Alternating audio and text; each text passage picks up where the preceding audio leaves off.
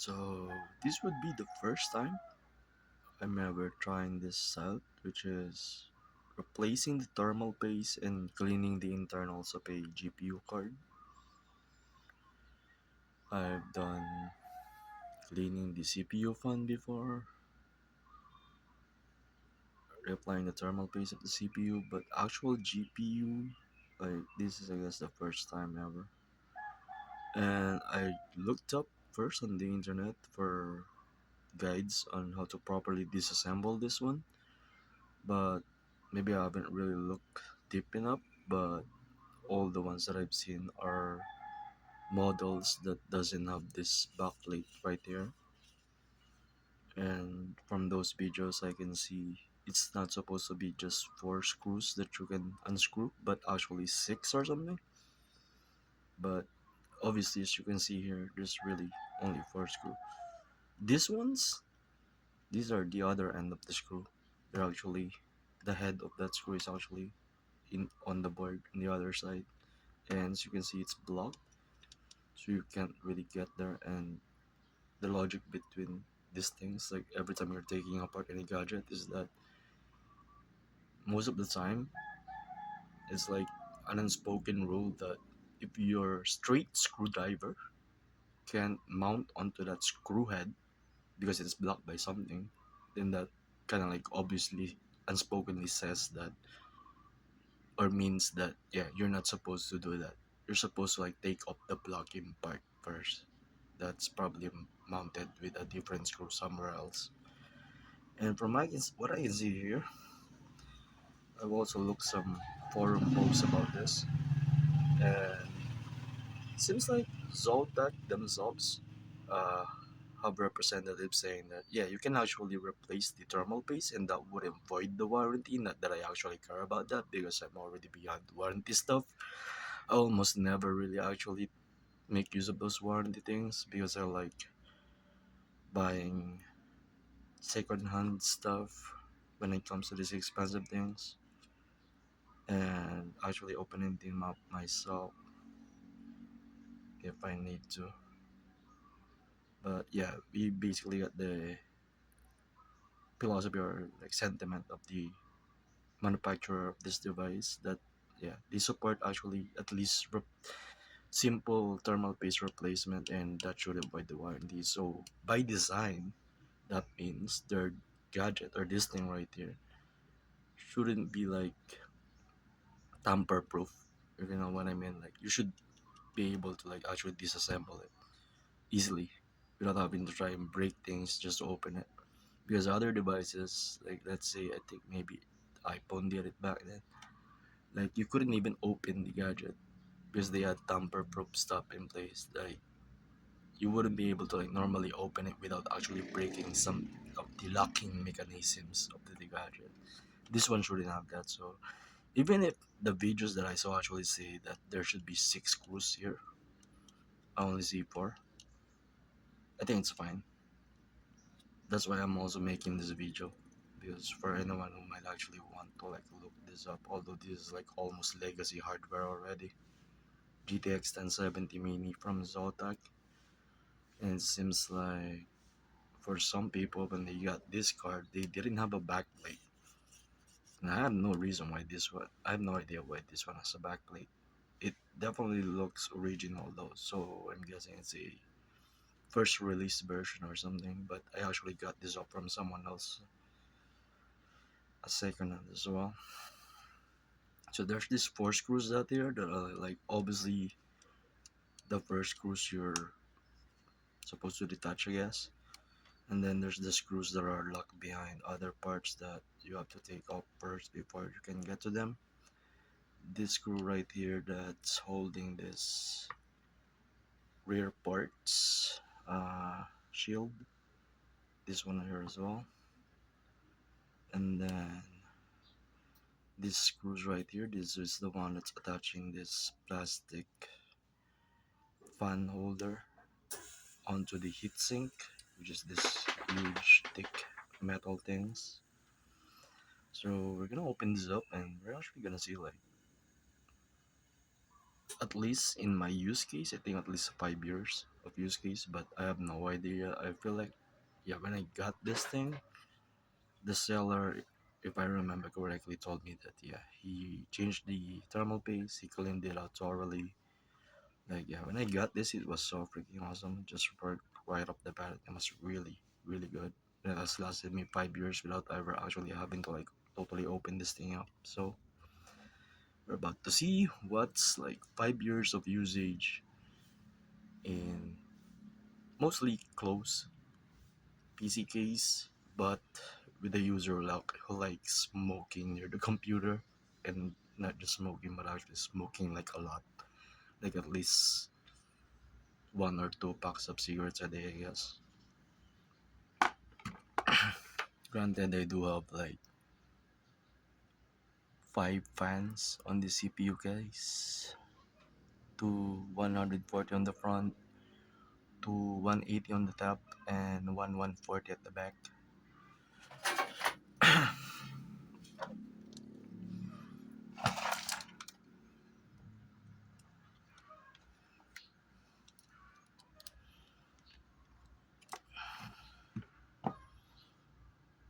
Checking just to make sure there are no other screws that we forgot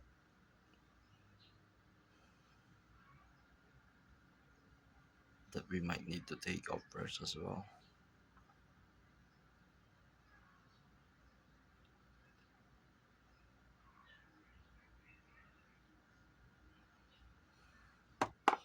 Doesn't seem like it, so yeah. So these 4 screws, like this is right at the center of it is the actual like processing chip, similar to like how the CPU and stuff. It's like the biggest square IC or chip. So you're supposed to take these screws off similarly to how you would attach a CPU fan in like when unscrewing, you do it bit by bit and you rotate through the screws instead of like fully unlocking one before the others. The same logic when it comes to attaching the fan. That is to prevent the CPU from getting damaged because of the change in pressure of elevation.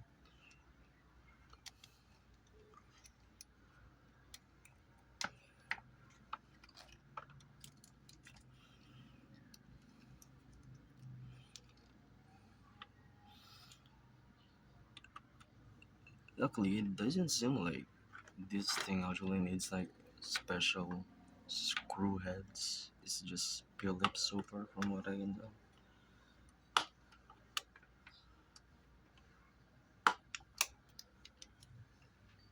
It doesn't need stuff like torque screws and so on.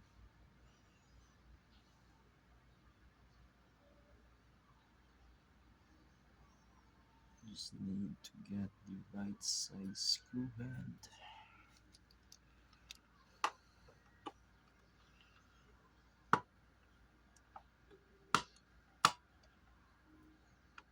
You don't really want to like press hard on it.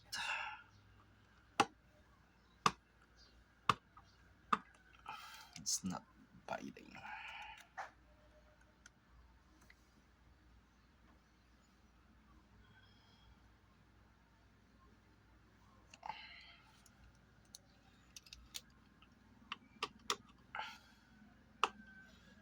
Okay, there we go.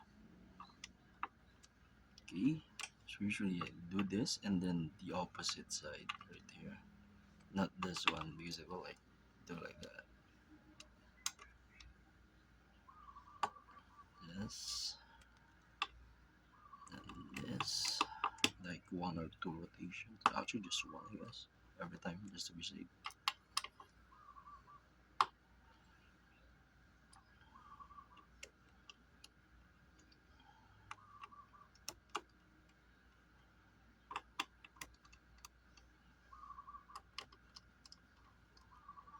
This is how you're supposed to screw the CPU fan as well on top of the CPU chip.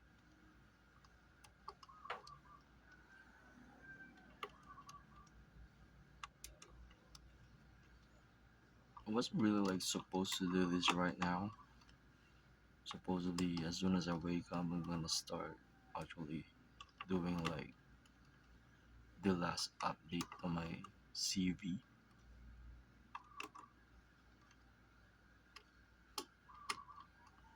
but my computer wouldn't boot up when I woke up. But yeah, it's okay now. So since I did kind of like try to diagnose it and see what was wrong, might as well clean the GPU.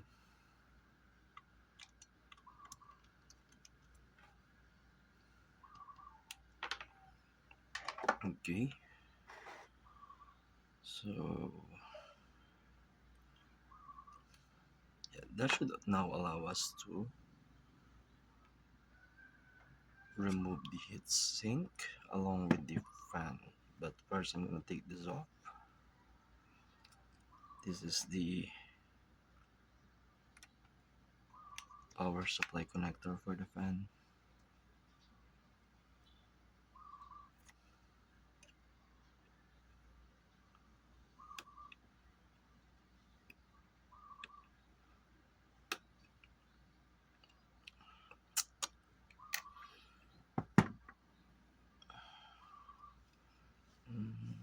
Can use this one.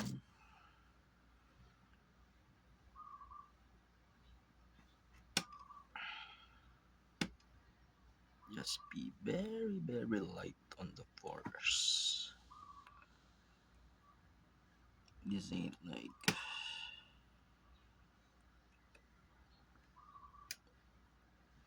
heavy machinery.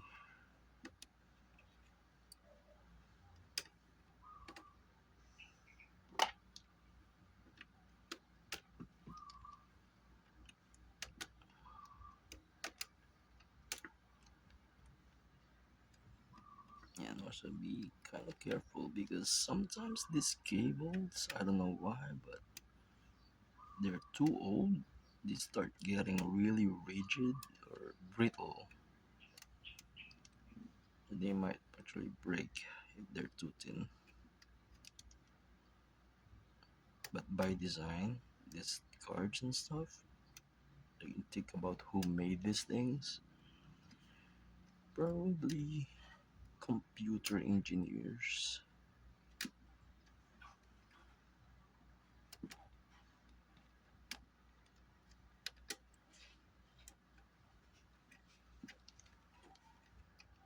They should have taken that account because if stuff starts falling apart down the line, you're gonna hear news about it on the internet a lot.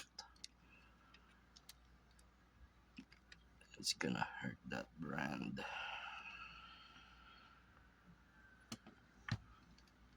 Okay, let's see. Just try to leave it, not force it so much. But yeah, the thermal paste would kind of like stick, so might need to apply a little bit of force. But just trying to jiggle it side to side again to like dislodge the thermal paste.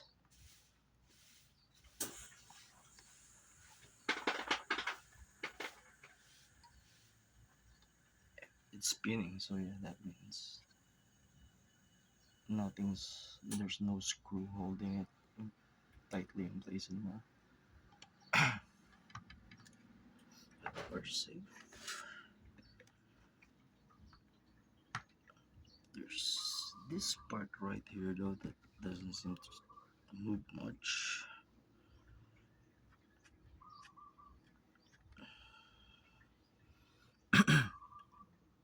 So,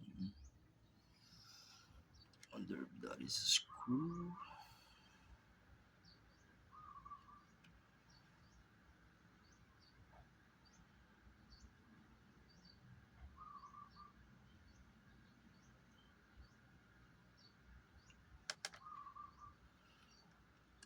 Yeah, like this maneuver right there, right? The jiggling from side to side.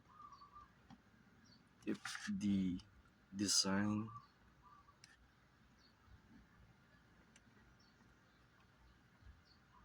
is like not good and they like don't know about or think about or consider about how technicians might need that technique, which is very unlikely, I think, because yeah, that's like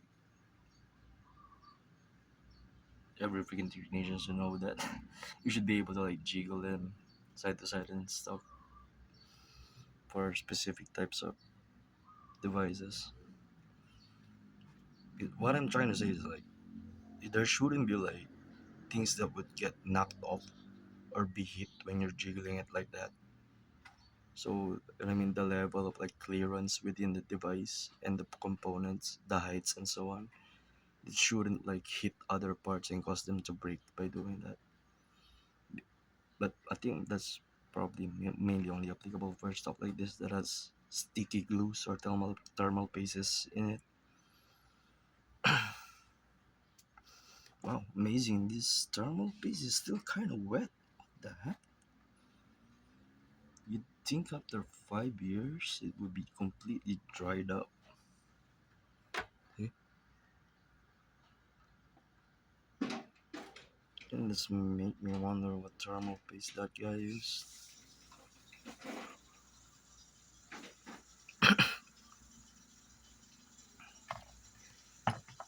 Okay, so let's record some dust buildup right here, right here, some up there, bunch of dust over here, but yeah, it doesn't really look, I don't know, I guess that's super bad.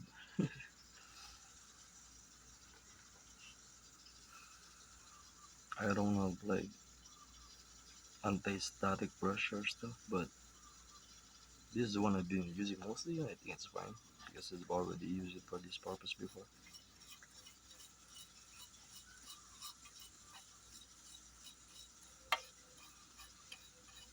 Just brush this dust off and try not to like break the board's etchings and stuff. Oh bro, that's dang, that's like a very thick buildup of dust right there.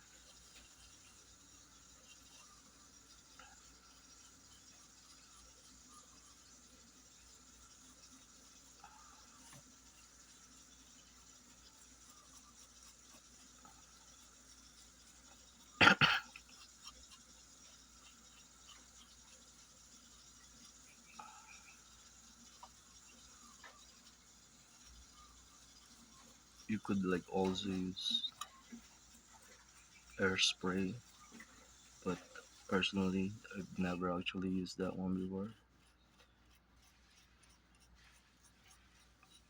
I think they like come in cans and the pressure they do it is like not changeable anyway, so they're supposed to like safe to use. I'm just really scared, I guess, of using that because you know there's things called water slicers where you could literally cut metal using water jet stream depending on the pressure, and I think the same thing applies for air.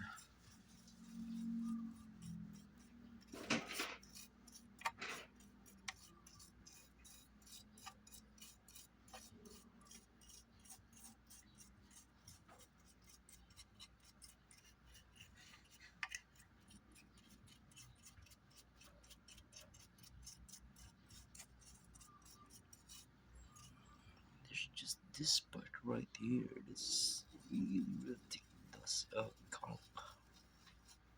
Okay, let's get a little down.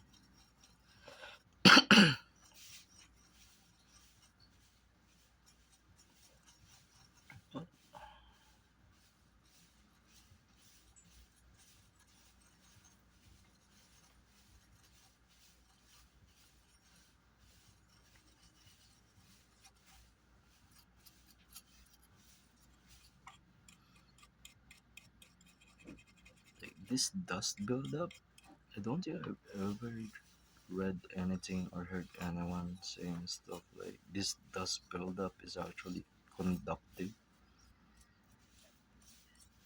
to like short circuit some things.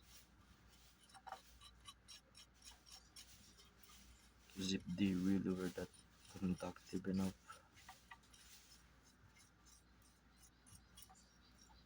then you will see a lot of these devices breaking down because of it. But nope.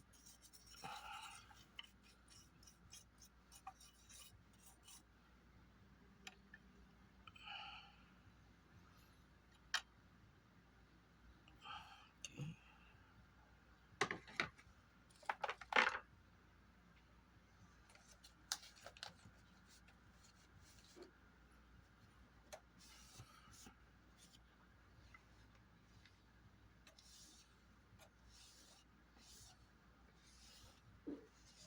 This is probably the first edition release of this model. That's why it has the backplate.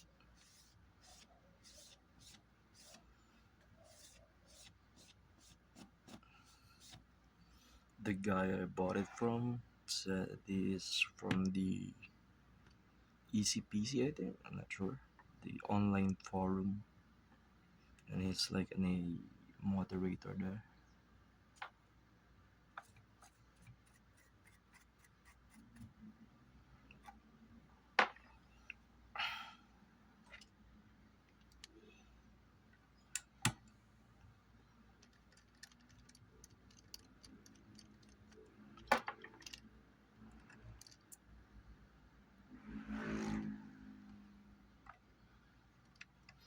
Said he never used it for crypto mining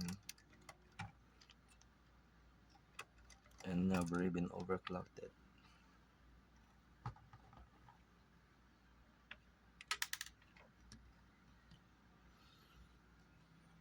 He actually also delivered this GPU personally. So yeah, pretty cool. Just found him on Facebook Marketplace. That was like 2021 or 22, I'm not sure. Yeah, 5 years ago. Around that time.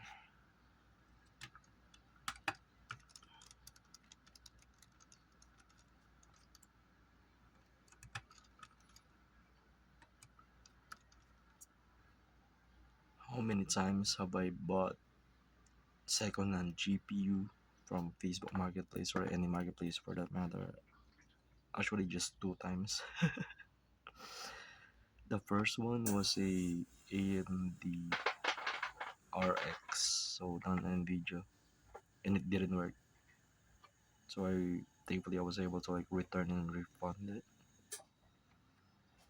and then I got this one.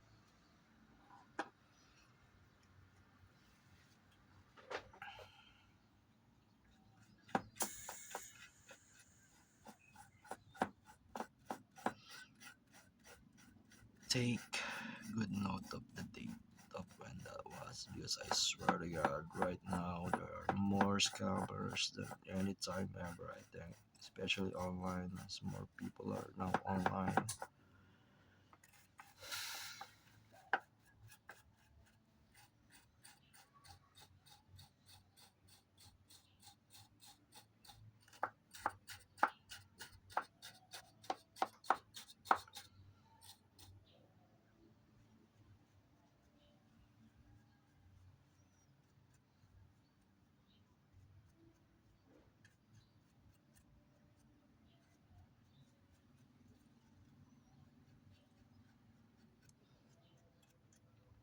Tips on not getting scammed on Facebook Marketplace if you really like want that cheap stuff, like a successful sort of like good deal on the Facebook Marketplace. Check the profile of the seller, see if it's legit. Check the reviews as well. Actually read the reviews, because yeah, people could just buy comments likes and ratings from bot sellers. Check every other stuff that they're selling.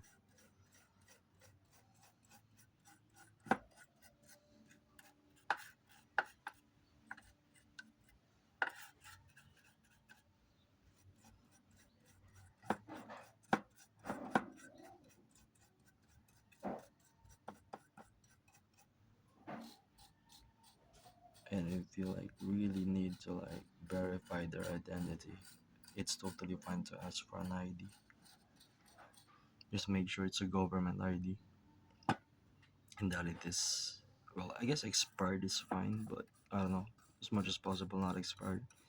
Then when you like they like give that ID, right, you cross check and verify their profile details.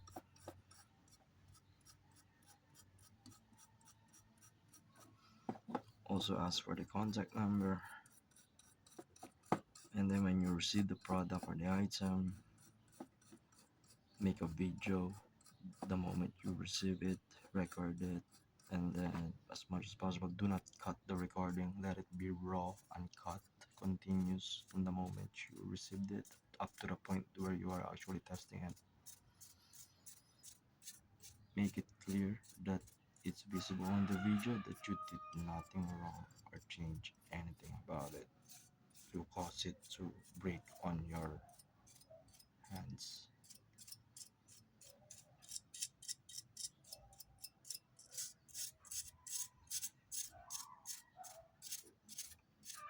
Like, look at this thing, bro.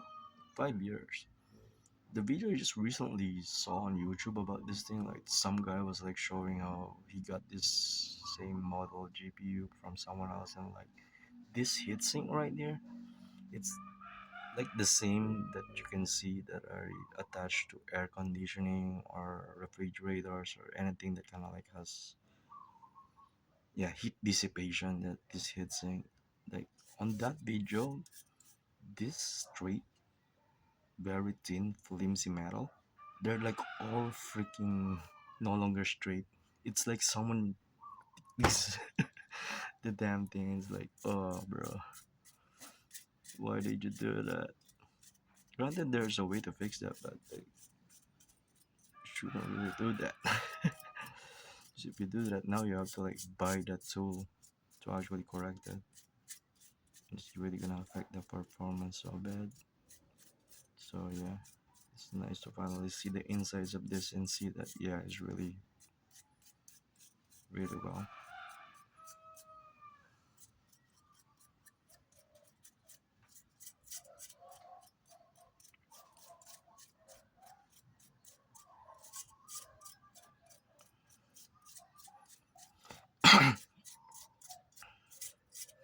There are also those sellers on Facebook Marketplace who literally just scrape up or copy someone else's product pictures.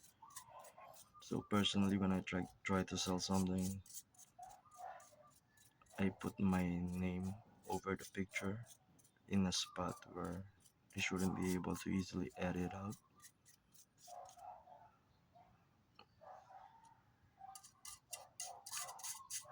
And then you can also like ask for videos in a specific manner, like, you know, ones that are not provided in the selling post, just to make sure that they actually have the item and stuff.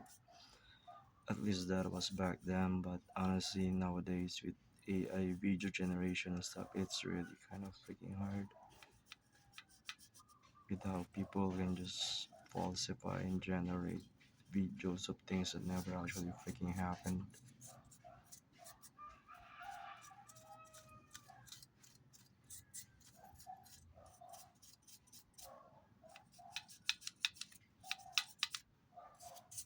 And it's like only gonna get better at doing that from here on out, I think.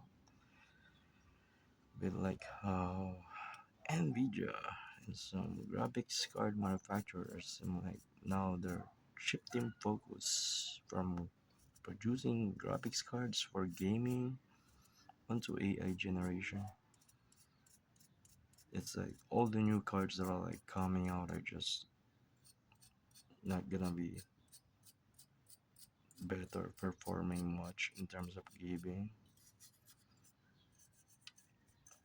And I haven't really had that many GPU cards personally. I think this is like my second one really, but I often check the details about these different cards, and oftentimes every new generation is usually very minimal increase in performance, unlike before. Like I think yeah, the time or the era of this architecture itself, Pascal architecture, like 2010s. Back then, the increase in performance in GPU releases was actually very good. Like my dream GPU card when I was a kid, before I when I was actually building my first ever personal build CPU, was a GTX 1080. That was like the highest card that time. But yeah, of course it was hella expensive, so we didn't buy it. I think we opted for something like GTX 550 or something, 570. Yeah, for me at that time I'm like, yeah, whatever, that's fine. I just really want to build my own PC. And at that time it wasn't that bad. And last time I asked my parent about where that computer is now, they said yeah, it's like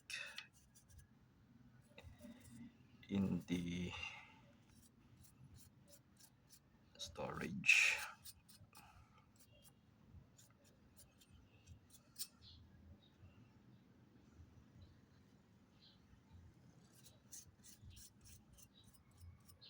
Either it's minimal increase in performance, or yeah, like the difference between, yeah, usually it's every generation that comes out, right? It's different configuration than the previous generation, and from what I can tell it's like a pattern. Like one generation is optimized for power efficiency, the next generation is optimized for not power efficiency but raw performance, and so on. I'm not really sure, but kind of forgot the others. I think it's mostly just that. But yeah, like the general increase in performance for like newly released generations of graphic cards now is like damn very minimal. That's why you're like supposed to wait like at least 5 years, I think, before you start upgrading your PC. Even then, you would only do that if you're like really hell bent like getting on the updated stuff. Or maybe you really need the like leading edge new stuff and so on. Otherwise, it's kind of like not worth it, maybe.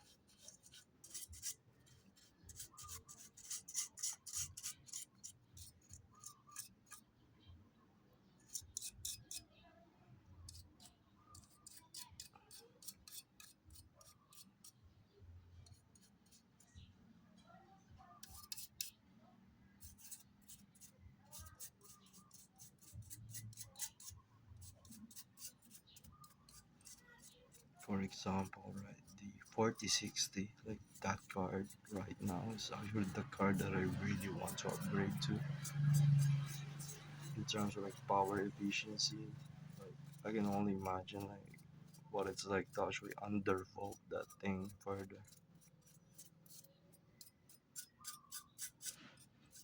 And when you like look at the marketplace now, we barely any see any more of that being sold. Like everyone just freaking gobbled it up the moment they found out about it. Yeah. Oop.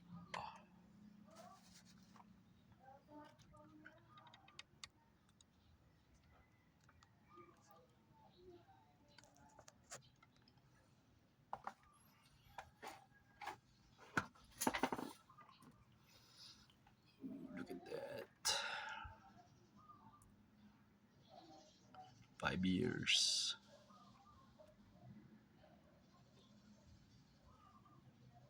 1 to 2 packs of cigarettes a day. User. Mostly close case PC.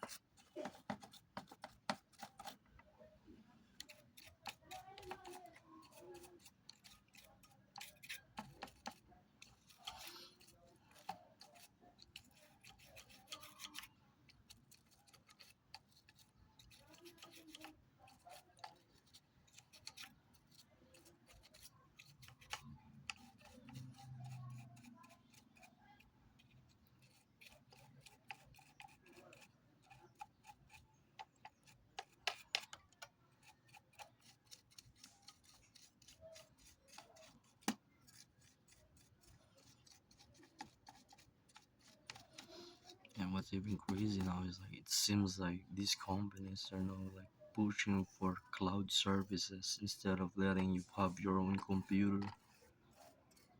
Like they want you to pay them a subscription instead, and regardless of whether you're using it or not, you're gonna keep paying them because it's a subscription.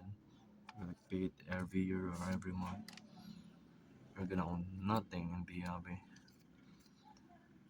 The problem with that is, since it's gonna be a subscription, they could literally anytime change the details of the contract of that subscription. Like how they're already like limiting the amount of processing power and time per subscription plan, which is very different to actually owning your own hardware to use the computer and use its processing power and control the electricity costs you consume. With the subscription plan, yeah, I guess you don't have to like, no, you still kind of pay for the electricity because the device you're using is gonna use electricity. But yeah, I guess computers can be quite expensive in the electricity costs. But honestly, I'd rather have that, I think, and be able to like use the computer as much as I want without limits. When it comes to like the power costs, it's really just depending on your use case anyway. So you don't end up paying more for less usage, which is very different to subscription plan, I think. Unless they change the subscription plan terms to like only pay for the amount of resources you consume. And yeah, they can do that. I have a VPN where I mostly just top up the data and it's very cheap. So unless I'm like using that data, it stays there and it doesn't expire as well. It's called Mudfish. It's really cheap on their data price. So you don't have to like pay continuous same price every month and so on, even if you may not be actually using it. It's kind of a waste.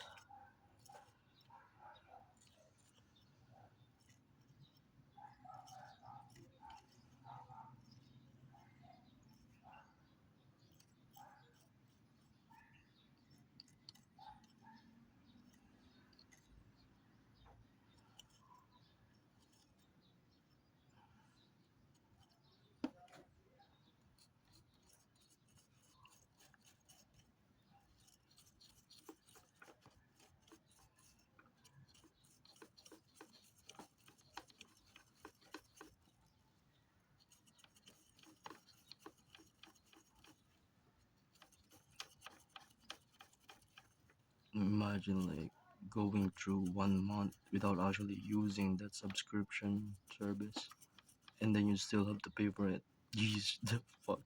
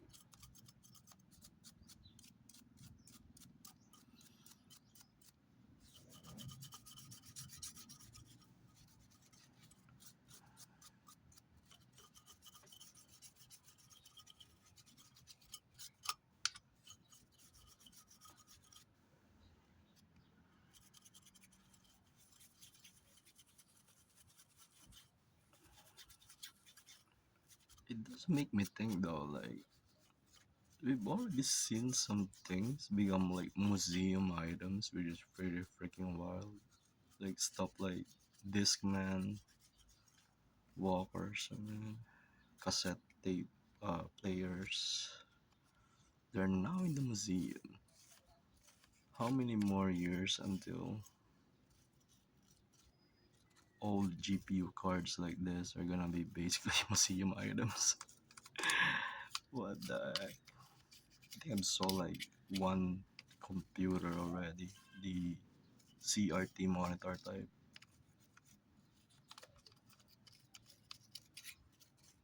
Yeah, the huge monitor with a turtle back, non LCD. Those are called CRT, cathode ray tubes.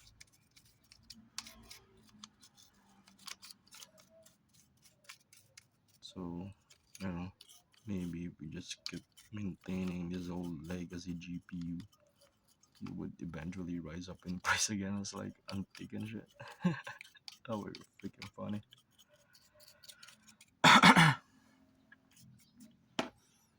Okay.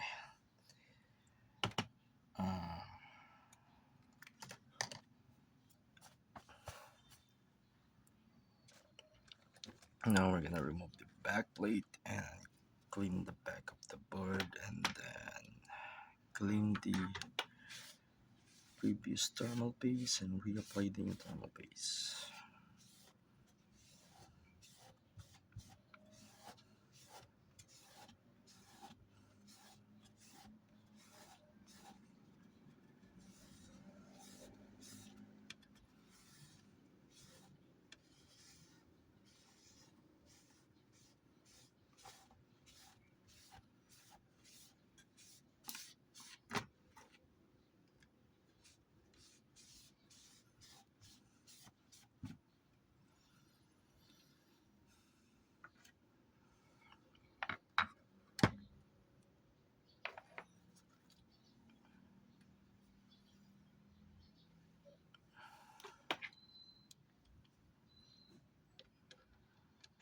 Oh, tremors. Okay, need a smaller screw.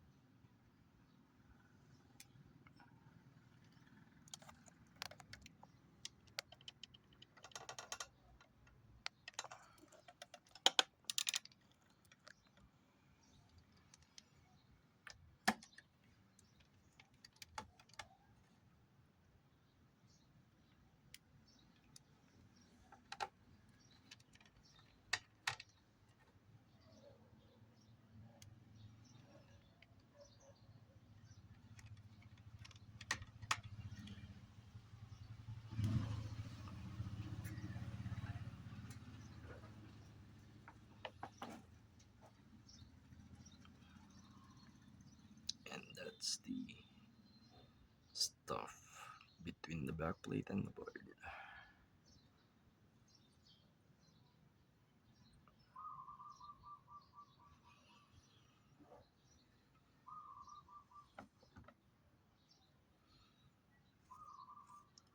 Really careful and light. Those very small MOSFET,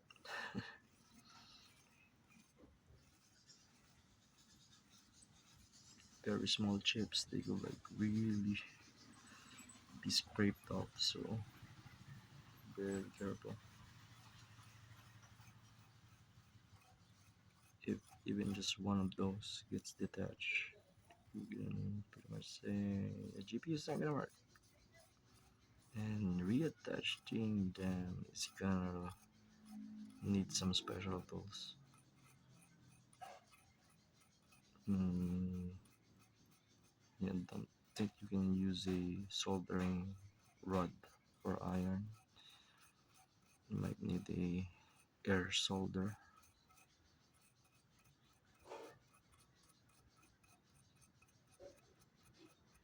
or heat solder. I'm not sure what they call that.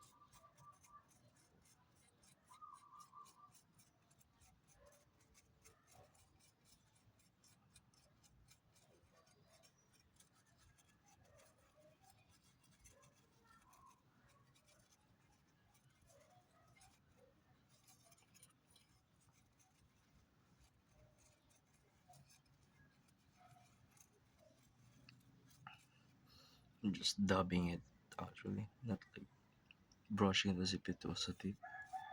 Because I don't think you're like really supposed to use toothbrush in this one, especially hard bristles one. I'm just actually lightly dabbing it instead of brushing it like it's a teeth, pushing against it. Nope, nope, nope.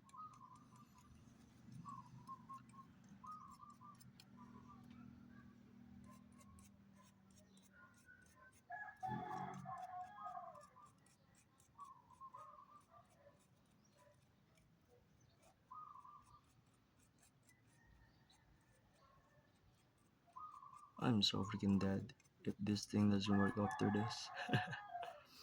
I don't have a APU CPU.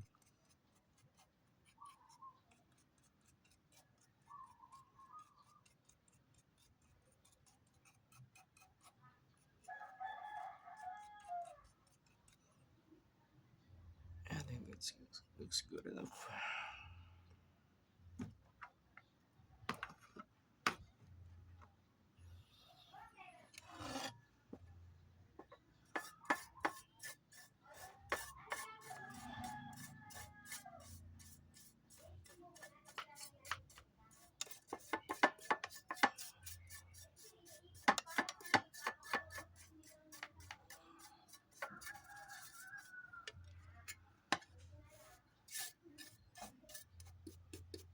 Eh,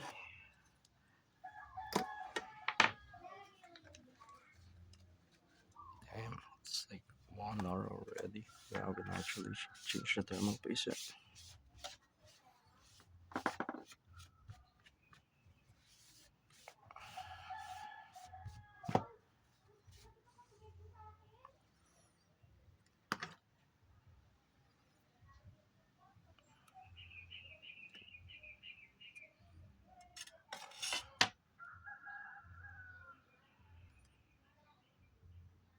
Oh, so that's where the other two screws are.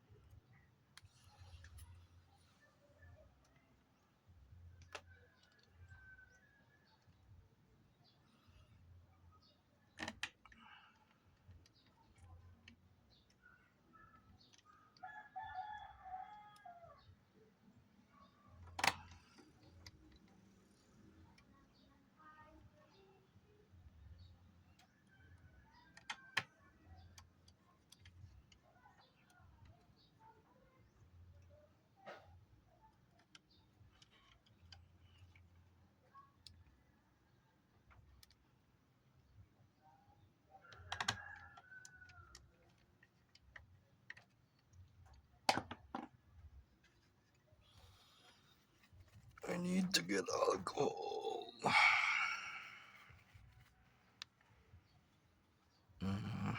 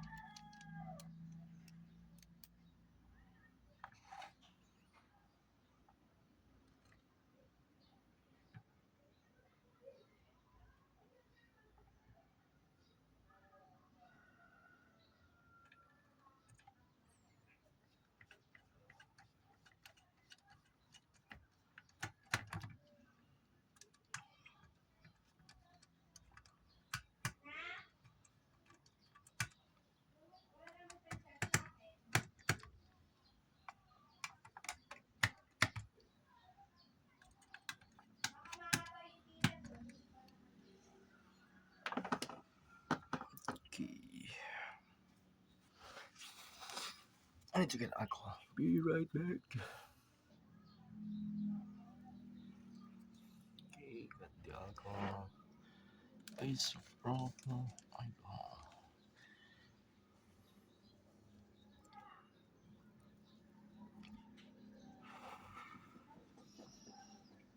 If I remember correctly, it's like 75%. It can even be higher, but ideally, like at least 75%. Any higher, and it just kind of means it's a lot more alcohol, and it's going to dry up very more, much more quickly.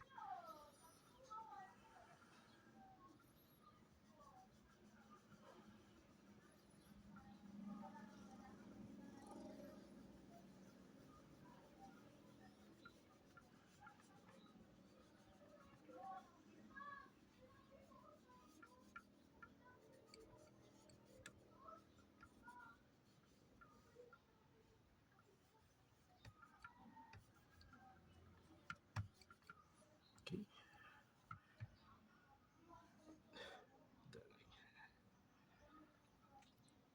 get a new cotton.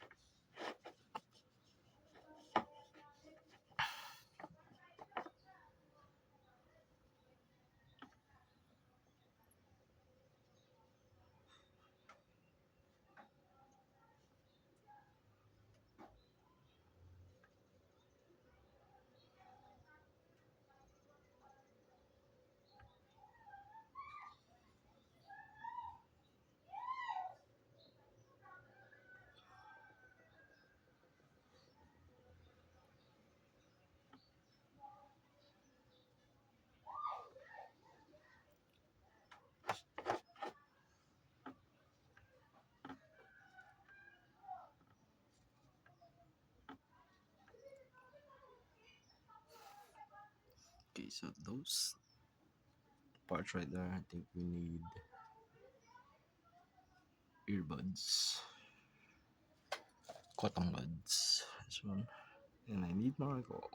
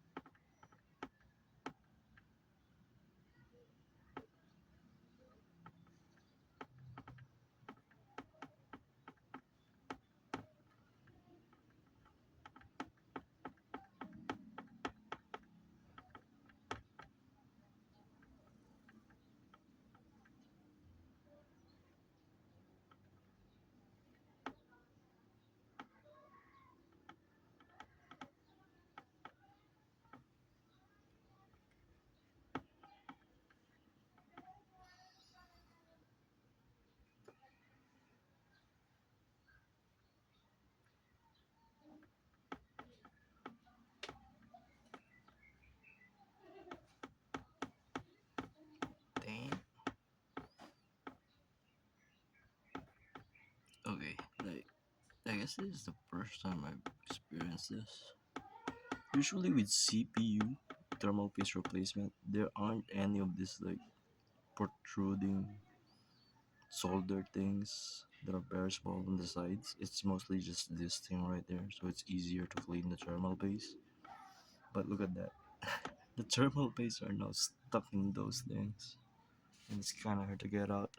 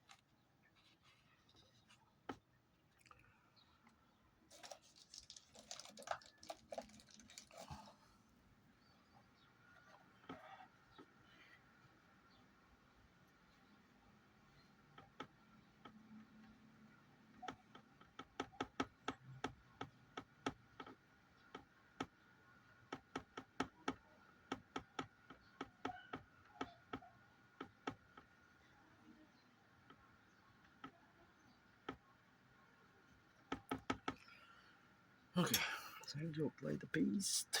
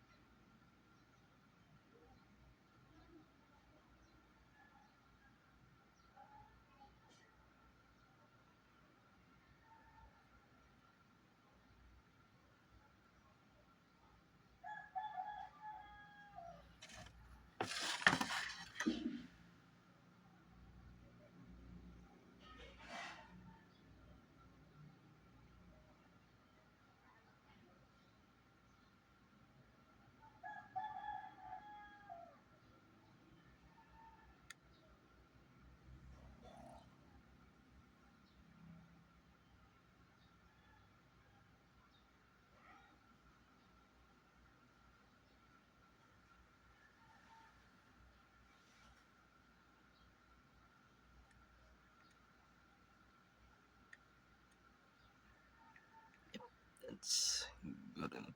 There's still some left over.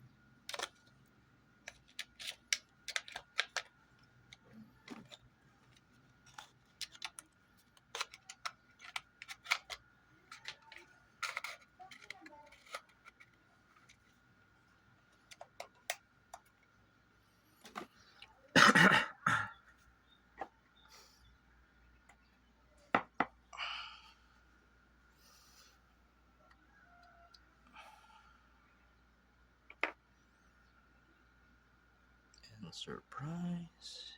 They don't teach you this thing in. Yeah, I don't know to be honest. Maybe they actually do now.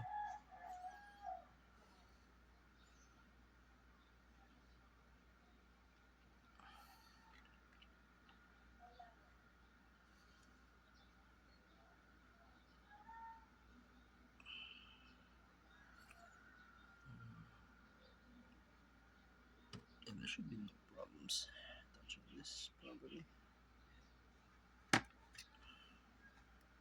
Ooh, don't want to slather that thermal base.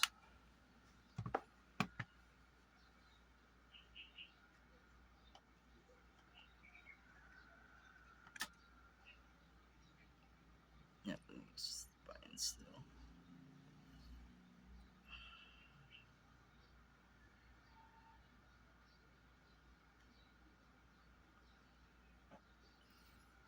It doesn't snap in to the slots.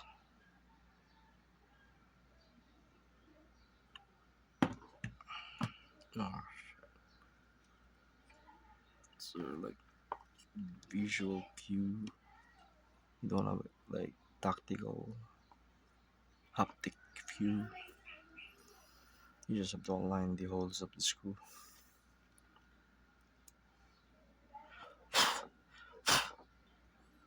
Then again, same logic with the CPU fan and really screwing it back.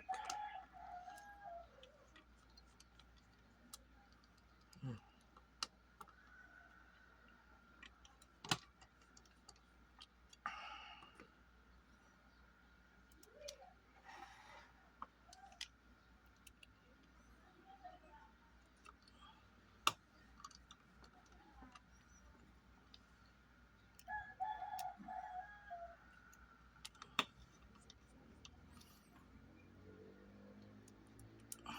Hopefully, this removes the static.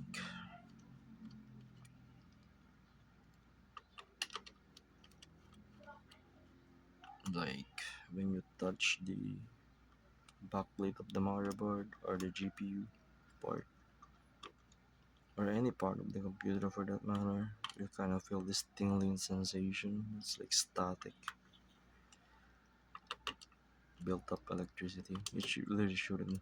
It really shouldn't have that.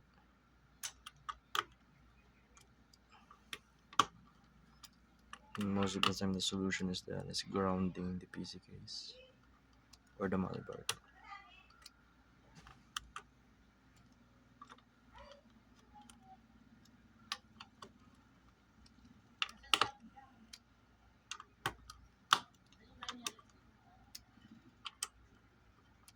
Okay, all right, and yeah, final step. This one, we attach the fans power.